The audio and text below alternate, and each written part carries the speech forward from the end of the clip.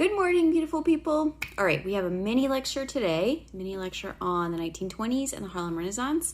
And that is because you have a longer assignment in which you're comparing 3 poems. Normally we do this in class, and it's really helpful to take a lot of time and actually work in groups and do this. However, what I want to do is, in lieu of doing that, you're just going to do it at home and compare all 3 together. So I think that'll work for today's assignment. So prepare for mini lecture. Okay, so we've had the progressive era, which ends through the teens and early 20s, and progressive era as well as the Gilded Age, again, reminder, is the same time period. The Gilded Age is a word to describe the focus on how things look way better from the outside than focusing on what is actually happening in America. Gilded Age is oftentimes referred to in the context of economics or capitalism, about how even though there were a lot of wealthy people and a lot of wealth going on, there's really systemic issues of inequality and poverty, racism, and whatnot. Progressive era means that we're trying to actually make progress on some of those issues, especially in terms of legislation, but not so much actually in terms of social or culturally, because we have a ton of racism that's still allowed, a ton of forced assimilation of Native Americans, forced assimilation of immigrants, eugenics, lynchings. It's just a terrible time period. So we are making some progress, but don't actually think about it in terms of absolute progress. So what we call the 1920s is the Roaring 20s. It is a period of sustained economic prosperity, and that's where you get the roar. There's a rise in the use of credit to buy major appliances, which is important. It's going to be important in our next lecture because we're going to talk about the Great Depression. But so a rise in the use of credit to buy major appliances. It's considered the technological golden age. So I'm going to talk about in the next lecture what exactly we're buying, but just to give you a hint, imagine that you lived in a house in which there maybe was electricity, but you never had a fridge, you never had a coffee pot, you never had a radio. And so this is now the time in which we have the first, not actually credit cards, but credit lines, in which you can go to a store like Macy's or something and buy a radio on credit and pay it back over time. So people are buying stuff left and right on credit.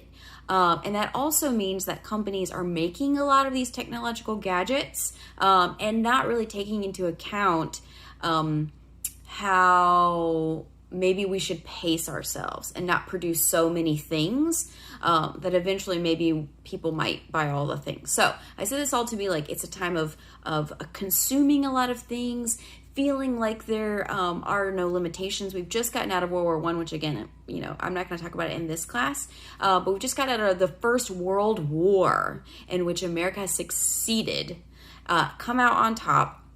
And so many people are feeling this mix of power and existentialism of we can be whatever we want to be, and maybe we don't even know what we are anymore, and who are we, and maybe we should just drink a lot, a little bit of chaos. There might actually be a good comparison between when we come out of Corona. At least America is definitely going to be feeling that way when they come out of Corona, of what does it even mean anymore? America's right now on almost 30% unemployment for the country. And so how do we define ourselves? We should just drink. Maybe it's a bit of chaos right now. We also have this same time period as what's called the Jazz Age, the 1920s Jazz Age. It's this feeling of exuberance, existentialism, again, we're just sort of existing now and not really caring about what's happening, novelty, newness, that there is no bounds to wealth and national power. So Jazz Age, post World War I. And then eventually in the next class, what we're going to see is that this is sort of up, and we get to the crash in 1929. But we're not there yet. We're going to talk about today what happens before then. Okay, so in line with our past lectures on immigration, we have, in this time period, we honestly, in the progressive era, there's they refer to issues in society not as like an issue with inequality, but they always call it like the problem. So we have the woman problem of literally like, what are we going to do with women? We have, especially because when we give them the right to vote, now we have the woman problem. So it's like feminists, like what do we do with them? We have the race problem, essentially like now African Americans are free. What do we do with them? Like, what does that mean? What do we do with them? And so there's all these problems, like national problems we need to resolve.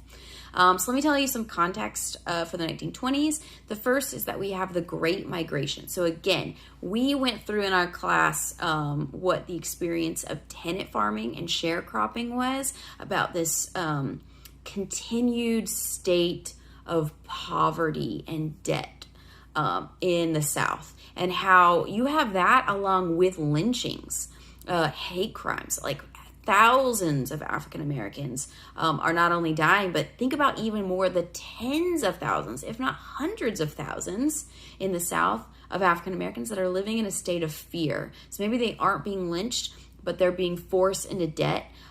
They're being threatened. Maybe their children are being raped. Their wives are being raped. It's just a constant state of underemployment, of feeling like you can't achieve your dreams, of feeling like you're not fully an American.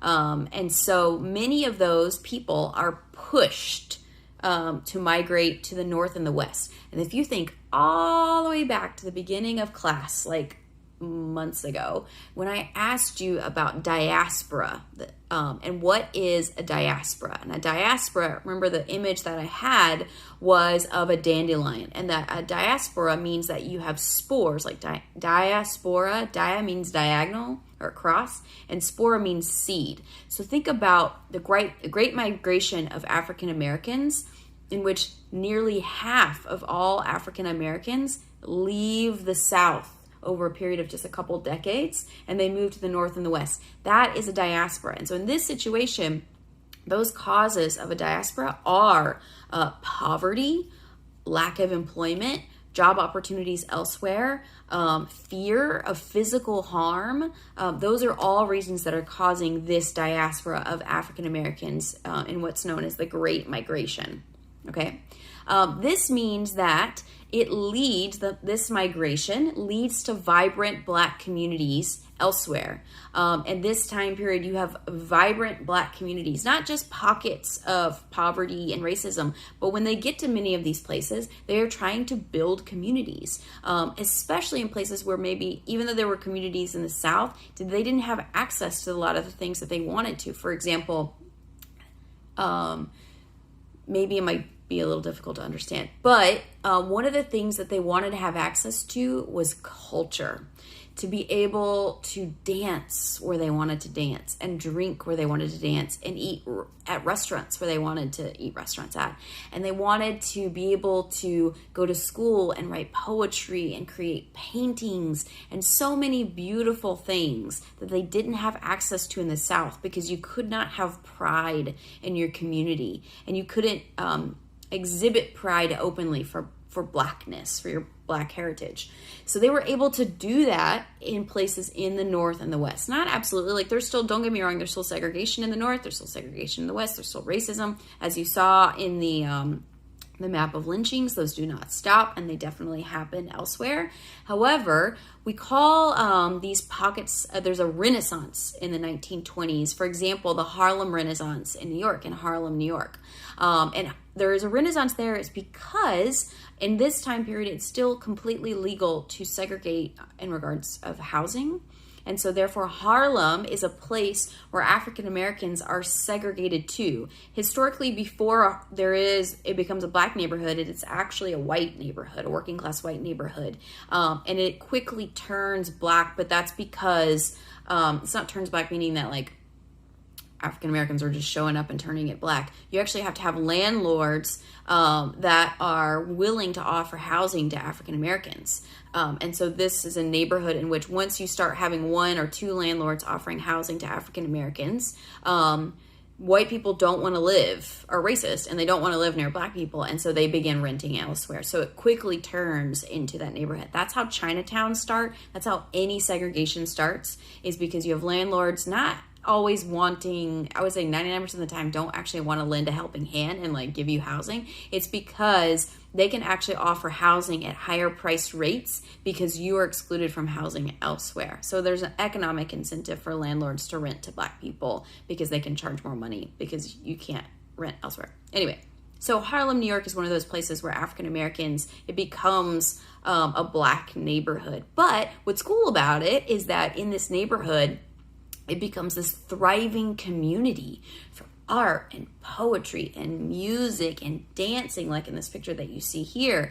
It's a place where a ton of jazz clubs, like jazz music really captures the feelings of this time period. It's a genre of music that is played by African Americans in many African American establishments. So you think of like the for us, by us dynamic. But also what's important is that many white people were listening to this music and dancing in jazz clubs as a way to almost consume and play in African American culture and identity. So they could go to a jazz club, dance with African Americans, which is illegal in the South.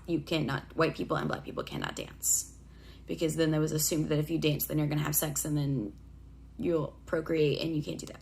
So white people could go to jazz clubs in Harlem, dance with African Americans, kiss African Americans, have sex with African Americans, and then go home to their white privilege. So Harlem became a place where a lot of white people ventured to for their sort of play, and then they would go to the richer, whiter neighborhoods. This also means in the same time period that it's not that all in those pockets in which there's segregation, you have to have thriving Black businesses. So like, for example, there are race-specific barbershops, not just because of the texture of the hair, but it's believed that because Black people were lesser, Black people, we needed to separate these spaces. We needed to separate restaurants, we needed to separate barbershops, we needed to separate schools, we needed to separate libraries, parks, and all this stuff. So when you have separate facilities, you have, I don't know if any of you have seen the new mini-series on Netflix on Madam C.J. Walker. If you take my women's history class in the fall, we are going to watch that. So if you want to wait. But Madam C.J. Walker is she's one of the first millionaires in Black America. Or I should say, she's one of the first African-American millionaires in U.S. history, but she becomes famous off of marketing makeup and hair care to Black women. That so much in Black culture was about dyeing your skin, straightening your hair, bleaching yourself to look more white, and getting rid of your Blackness, that she was one of the first people to market skincare and hair care lines that's just on, we can provide you products to take care of what is naturally yours. Okay. So the new Negro movement, we have a lot of like newness. Just like we have problems, we have newness. So like the new woman is the new feminist woman that's like driving cars and smoking and drinking and voting, and like we got to worry about her because she's going to want good sex, and that's a very scary thing for men in this time period. The new Negro movement is the idea that we have this new group of African Americans that are seeking things, that they're richer. They want access to voting. They have ideas and thoughts, and they have political ideas and thoughts. And again, the new Negro is really just richer, more vocal, more politically active African Americans. White people are very scared of this, because this means that if you are loud, you could potentially impact me and my privilege, and that is very scary for white people. So the new Negro movement in this time period is the outspoken advocacy of dignity and a refusal to submit quietly to the practices and laws of Jim Crow racial segregation. If you don't know what the word Jim Crow means, you need to Google it, because it's an oddly specific phrase to describe all of the different types of segregation that's happening in America, especially in the South. But it's a word. It's a common word in America, in that which most, I'm not going to say most. a lot of Americans know that word. And when in America, when you say Jim Crow, it means racist segregation. Not even just racist segregation, but like a lot of the codes that you had to conform to in the South. I'm going to give you an example. So Jim Crow segregation didn't just mean that there were white restrooms and black restrooms, or white restaurants and black restaurants. Jim Crow also meant that if a black person and a white person were walking on the sidewalk together, that Jim Crow, the code was that a black person would respect the white person and would step off the sidewalk into the road or into the dirt to let the white person pass. There's a lot of weird things like this, like a part of Jim Crow segregation and Jim Crow black codes meant that you couldn't make eye contact. A black man couldn't make eye contact with a white woman. He always had to look down. This is just something you should Google and just like familiarize yourself with, because this is by no means the end. Segregation keeps happen, like it continues on. So once we get to like the civil rights movement, where we have like actively massive protests against this Jim Crow segregation, you'll know what I'm talking about. Okay. So, racism, super quick. What I want to let you know is that there is racism remained in the North and in the South. One example of this is colorism, which I think is the word that is most common here, but in which because you have a variety of skin tones of African Americans, from very light skin, in which they're so light skinned that in America there is this dynamic of passing in this time period, in which if you're African American, you're so light skinned that you can pass as white.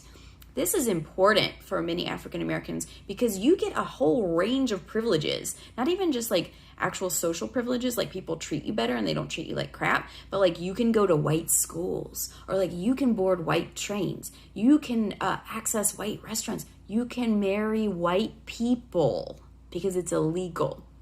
It's actually illegal in almost every state in the United States for a person that's a white person to marry a person of color until 1967, if I'm not mistaken, in the famous Supreme Court case Loving v. Virginia.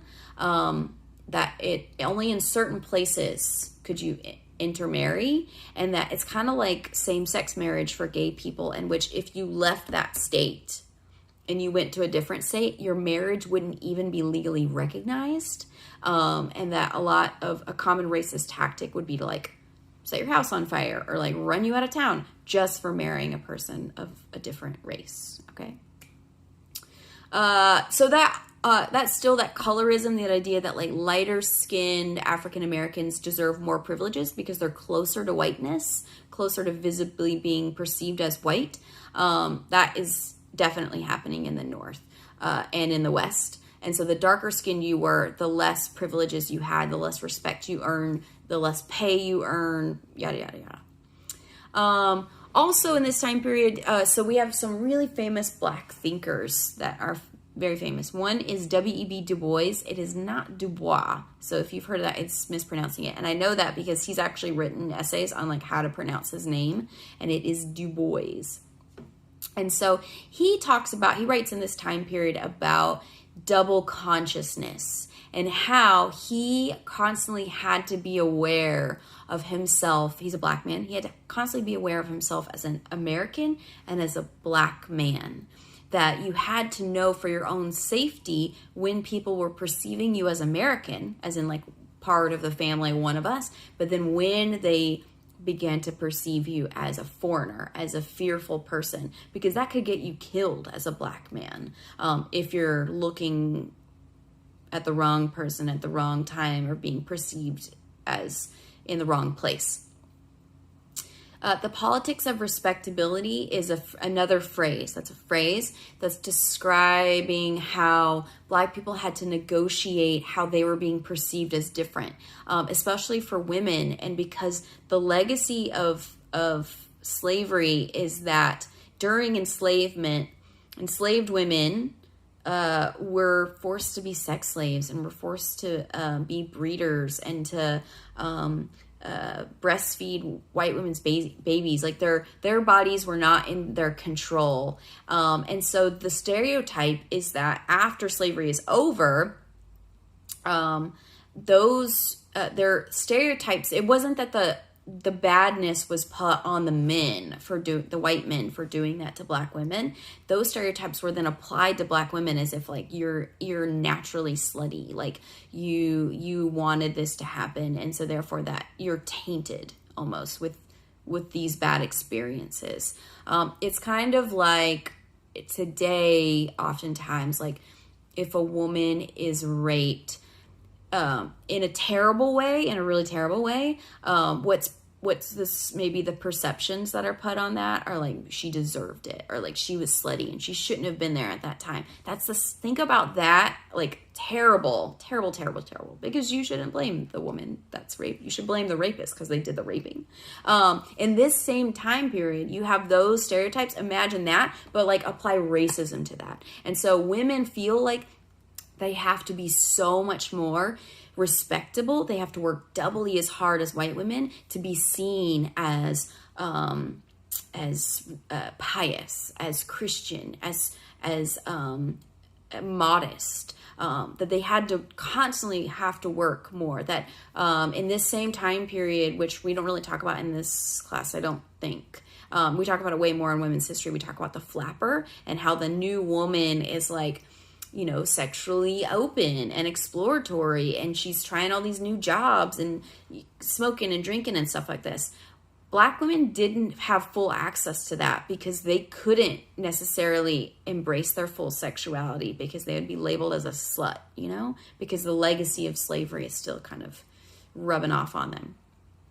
The same period, you also have the first of the Back to Africa movement, which I only mention here. I don't go into much detail because there is some problems with it. And that, anyway, let me back up. So the Back to Africa movement is literally like we have a group of African Americans that are like, screw this racism here in America. We're just going to go back to Africa. Like, those are our people. We are the legacy of kings and queens in Africa. Let's just go there. And so I just want to leave you with that. I don't want to get into the whole politics of the movement because there's like problems economically and like it doesn't work out and it's kind of a crappy situation. But I just want to leave you with that idea that African Americans were not tolerating this. And they were trying to do all these things. They were trying to have pleasure and fun in clubs. They were trying to literally go back to Africa and be like, fine, we'll just have our own space. They are protesting. African Americans are resisting this oppression in every way possible. So the last thing I want to leave you with is this poem by Langston Hughes, and I love Langston Hughes. He's a beautiful African American poet in this time period, and he writes about Harlem, or the title of this poem is Harlem, and so, which I think is interesting because we're talking about Harlem Renaissance as this place for jazz clubs and pleasure and music and like sexuality and exploration. And this poem that's titled Harlem is how he's describing what those feelings are for him in this time period. Now, one thing before I start the poem, to defer something means to put off, like to postpone. So like if you were supposed to go to Salt Lake in the spring and you deferred it to the fall, you're pushed it to one more semester. So it means like you push back. Okay. I'm going to read it to you. What happens to a dream deferred? Does it dry up like a raisin in the sun, or fester like a sore and then run? Does it stink like rotten meat, or crust and sugar over like a syrupy sweet? Maybe it just sags like a heavy load, or does it explode? The reason why I'm leaving you with this is because your homework assignment is to read through and compare and contrast the feelings that are captured in 3 poems during the Harlem Renaissance. 2 of those are by Langston Hughes. 1 is by Claude McKay, all African-American authors. And they all give you different feelings of how it feels to be African-American. And in fact, you know what I'll do is I'll go ahead and read you. Sorry, give me 1 second. I'll read you the beginning of the prompt, so that way you can know the context. Okay, so in these poems, you have 3 poems. You're going to compare. I'll just read you the prompt. Okay, so it says we're going to focus on feelings for each of the poems, how the authors feel about themselves and how the authors feel about America. In addition, we're going to focus on citizenship. Many times we only think about citizenship in terms of foreign immigrants seeking the rights of citizens in a new country. For example, like refugees coming here, immigrating, becoming citizens. However, I want to remind you that African Americans were not seen as U.S. citizens until 1868, nearly a century after the colonies broke away from England. Almost 100 years, African Americans who had been living here for longer than that were not even seen as U.S. citizens. And then I give you a link. So read through the timeline there to learn about the relationship between race and citizenship in this era, including what happened in 1868. Okay. Sorry, one second, I'm not just fixing the link. Okay. African Americans were treated as perpetual foreigners, unworthy of full citizenship status. And full citizenship doesn't just mean the paperwork is completed. Like you're not a citizen, like technically you're a citizen if you have a passport, if you have an ID. But I want you to think about democracy and what your rights as a citizen are. For example, the ability to attend public school, ability to vote, the ability to pursue a career, ability to go to the movie theater, the ability to eat at a restaurant, the ability to marry a person of your choosing. Those are all rights of citizens that African Americans did not have in this time period. So not having those rights is going to make you feel a variety of ways: sad, angry, confused, pensive, which means you're just kind of thinking about things, maybe even hopeful. So for this assignment, you're going to read through each of the poems and you're going to take notes on how the authors feel about themselves as African Americans in this time period and how the authors feel about America. Each poem conveys different feelings, some similarities, but there are clear distinctions between the poems. You're going to use specifics from all three poems to describe how African Americans were feeling in this era and why they may be feeling that way. To earn an A, write at least 300 words, use specifics, parenthetically cite. And so in the parenthetical citation, you can put the author's last name, like Hughes, and then put the title, like I too. Okay. You're going to make specific connections to other sources from the course, including this lecture. Okay. So you don't need to search for poetry analysis on the internet, and I don't want you to plagiarize. Okay. Quoting from a website that analyzes these poems will result in an automatic 0. I do not want you to look up lit charts and be like, quote, lit charts, analyze this poem, meaning this. You're going to get a 0. I want you, your words, your voice, to analyze the poems and then tell me what you got, okay? That's what's going to get an A. So there you go. That is the assignment. The last thing I'm just going to tell you is that the reason why you're doing that and why I'm leaving you with Langston Hughes's poem, What Happens to a Dream Deferred, is that they're having all of these feelings, and yet throughout this time period, nothing is getting resolved.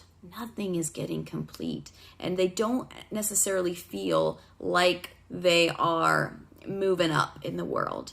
And so what happens is that after World War II, things will explode. And that is why we have a civil rights movement, because the civil rights movement is this massive movement in which African Americans are protesting, campaigning for their full civil rights, their full rights as citizenship. The reason why that explodes after World War II, we're going to talk about that, but also those feelings are rooted decades previously, in which now you have African Americans that are free, but are seeing how they're not free and they don't have the same rights as other white Americans. And that is what I will leave you with. And I will see you in the next class session. Bye.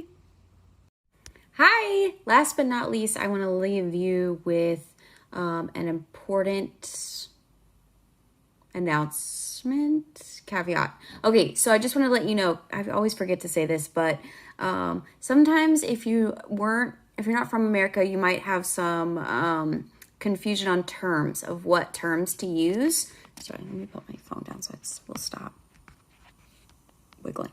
Okay, you're not sure on what terms to use.